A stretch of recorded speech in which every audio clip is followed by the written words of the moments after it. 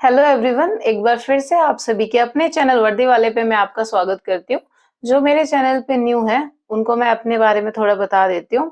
मेरा नाम मधु है और मेरा सिलेक्शन एसएससी सीपीओ 2019 से as a sub inspector Delhi police की पोस्ट पे हुआ है।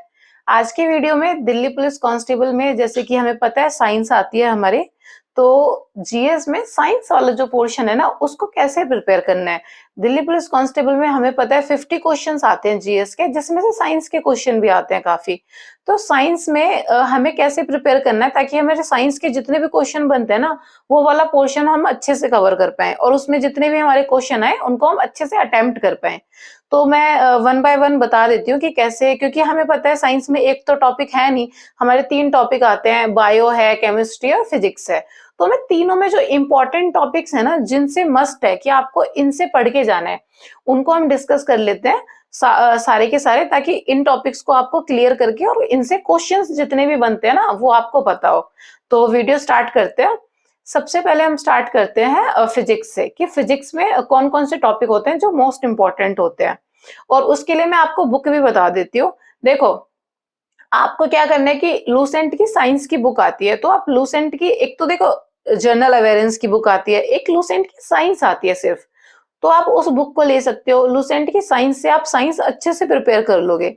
अब आप देखोगे कि वो इतनी मोटी बुक है, तो आपको पूरी बुक नहीं पढ़नी है, आपको इंपॉर्टेंट टॉपिक्स पढ़ने हैं सिर्फ। जो टॉपिक्स जैसे मैं डिस्कस करने वाली हूँ इस वीडियो में, तो आप टॉपिक देख के सिर्फ वो टॉपिक पढ़ो। उससे क्या होगा कि आपको फालतू में कुछ और नहीं पढ़ना होगा। तो जैसे मैं फिजिक्स से स्टार्ट करती हूँ कि फिजिक्स में मोस्ट इंपॉर्टेंट टॉपिक्स कौन से हैं जिनसे क्वेश्चंस आते हैं, हर साल जिनसे क्वेश्चन आते हैं सबसे ज्यादा।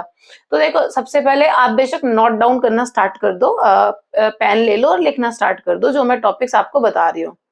सबसे पहले एसआई यूनिट पढ़नी है आपको। जितनी भी एसआई यूनिट है ना आपको पता होनी चाहिए, उनसे बार बार क्वेश्चन आते हैं। एसआई यूनिट फिजिक्स में बार बार पूछी जाती है, ठीक है, कि मतलब एनर्जी की क्या है, वर्क की क्या है, तो हर सारी पूछी जाती है, हर साल क्वेश्चन बनते हैं इनसे। तो एसआई यूनिट आपको पता हो, उसके बाद लॉज वगैरह आपको पता हो, जैसे न्यूटन के लॉ है, ग्रेविटेशनल लॉ है। तो ये सारी चीजें आपको पता होनी चाहिए, कौन से लॉ को क्या बोलते हैं, इस तरीके से आपको पता होनी चाहिए, ठीक है। इसके बाद आपको डिस्कवरीज पता होनी चाहिए, इंपॉर्टेंट डिस्कवरीज जो भी होती हैं वो आपको सारी चीजें पता होनी चाहिए। इसके बाद आपको क्या पढ़ना है, इसके बाद आपको ना इम्पोर्टेंट जो डेफिनेशन होती है ना, मतलब आपको जैसे कि इम्पल्स है तो आपको पता हो एफ इंटू टी इम्पल्स होता है। इस तरीके से इंपॉर्टेंट डेफिनेशंस जो होती है ना, वर्क मतलब क्या होता है, एनर्जी क्या होती है, इस तरीके से आपको डेफिनेशंस अच्छे से पता हो, मोमेंटम क्या होता है, क्योंकि इससे क्या होता है कि डायरेक्टली क्वेश्चंस आ जाते हैं। अब इससे मैं आपको बताती हूँ कि एक ग्रेविटेशनल वाला जो टॉपिक है उससे आप पढ़ लेना अच्छे से। ग्रेविटेशन का जो कांस्टेंट है जी, जो हमारा होता है स्मॉल जी, उसकी जो वैल्यू होती है वो बहुत बार पूछी गई है, उसको देख लेना। जी की जो वैल्यू है ना वो वेरी कैसे करती है, कैसे पोल्स पे आके कैसे वेरी करती है, इक्वेटर की साइड कैसे वेरिएशन किस तरीके से आता है जी की वैल्यू में, जो ग्रेविटेशनल कांस्टेंट होता है जी उसकी वैल्यू में, उससे रिलेटेड क्वेश्चन आप देख लेना। इसके बाद आपको कौन सा चैप्टर देखना है, वेव्स वाले देख लेना आप क्वेश्चन। जो हमारी वेव है ना, जैसे इलेक्ट्रोमैग्नेटिक वेव्स जो है वो आपको देख लेना। उसके बाद आपको ना, मतलब जितनी भी है ना जैसे कि इंपॉर्टेंट जो होती है हमारी अल्फा गामा बीटा, जो हमारी रेज है ना, वो सीक्वेंस में आप फ्रीक्वेंसी और वेवलेंथ देख लेना। उनसे भी बार बार क्वेश्चन पूछा जाता है कि जैसे माइक्रोवेव है, इस तरीके से एक्सरे है, तो इनकी मतलब वेवलेंथ और फ्रीक्वेंसी मतलब किसकी हाई है किसकी लो है, तो सीक्वेंस में आप देख लेना। इंफ्रारेड की क्या है, इस तरीके से आपको मतलब सीक्वेंस पता हो। ऐसे एक्सरे है तो किसने डिस्कवर किया है, इस तरीके से पता हो। माइक्रोवेव है, किसने डिस्कवर किया है। बीटा रेज है। तो ये जो वेव्स वाले क्वेश्चन है ना, रेज वाले, ये बार बार पूछे जाते हैं और हर बार मतलब आते रहते हैं, मोस्ट रिपीटेड क्वेश्चन हैं ये। तो ये पढ़ लेना।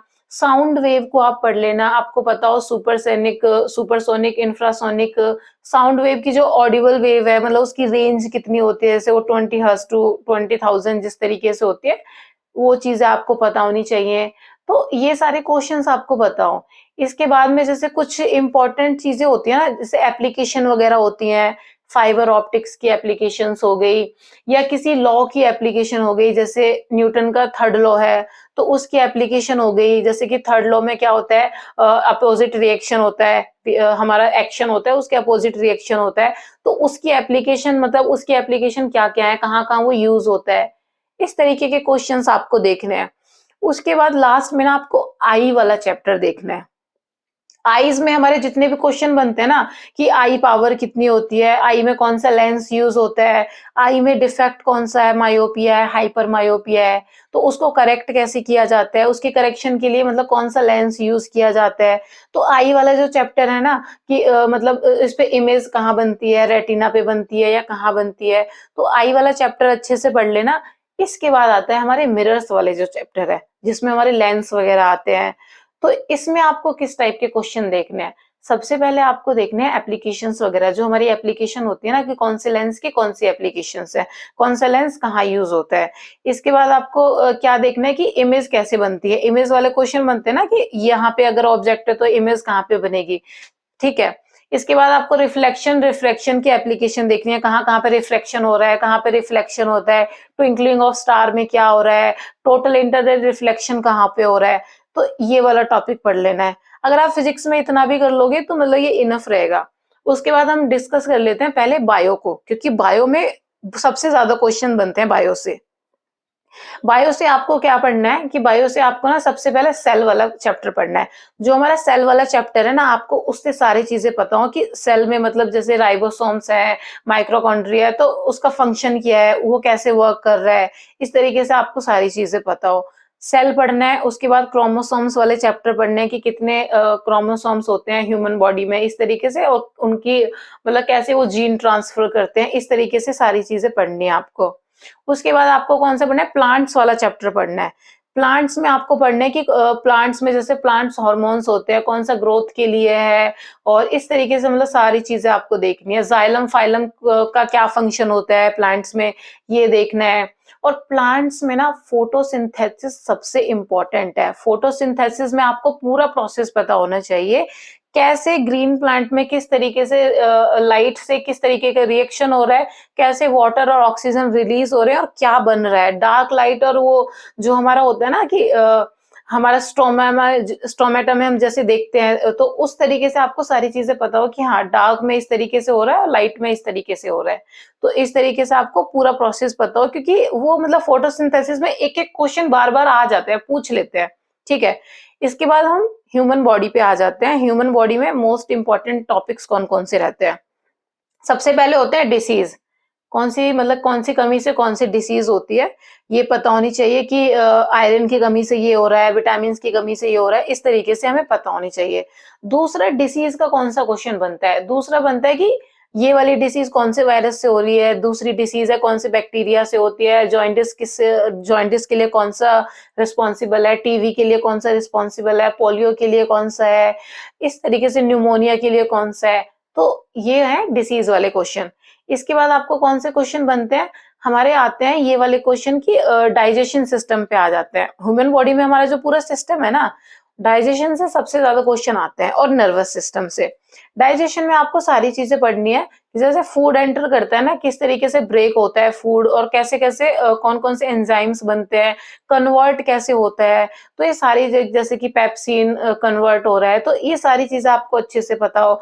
कौन सी चीज कहाँ से रिलीज हो रही है, कौन सा एसिड कहाँ स्टोर हो रहा है, कौन लिवर किसको स्टोर कर रहा है और किसको रिलीज कर रहा है, कौन से एसिड को, ये सारी चीजें पता हो। इनसे बार बार क्वेश्चन आते हैं जो डाइजेशन वाला सिस्टम होता है।